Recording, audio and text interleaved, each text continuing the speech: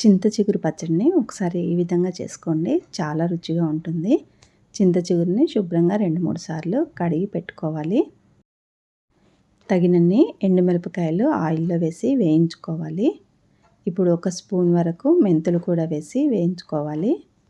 చింత చిగురు పుల్లగా ఉంటుంది కదండి, ఉప్పు కారాలు అనేవి ఎక్కువగా పడతాయి, అందుకని ఎండుమిరపకాయలు కూడా ఎక్కువే పడతాయి. మెంతులు వేగాక అవి కూడా గిన్నెలోకి తీసుకొని ఇప్పుడు చింత చిగురును పెట్టుకోవాలి. ఒకసారి ఆయిల్లో కలిసేలాగా ఇది మొత్తం కలుపుకున్నాక 1 గుప్పెడు వరకు నీళ్ళని చల్లుకోవాలి.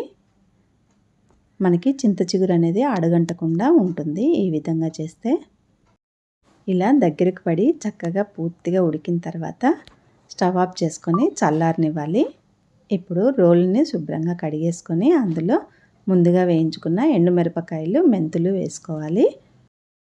కొద్దిగా పసుపు, రుచికి తగినంతగా ఉప్పు వేసుకోవాలి. ఇష్టమైతే వెల్లుల్లిపాయ వేసుకోవాలి, లేదంటే ఇంగువ వేసుకోవాలి. నేనైతే ఇక్కడ ఇంగువ వేసుకున్నానండి, 1 అర చెంచా వరకు. అలాగే మీ దగ్గర ఉన్నట్లయితే ఒక చిన్న ముక్క అల్లం కూడా వేసుకోవచ్చు. ప్రస్తుతం నా దగ్గర లేదని వేయలేదు నేను. అల్లం లేకపోయినా ఇంతవరకు వేసుకొని చేసుకున్నా చాలా టేస్టీగా ఉంటుంది.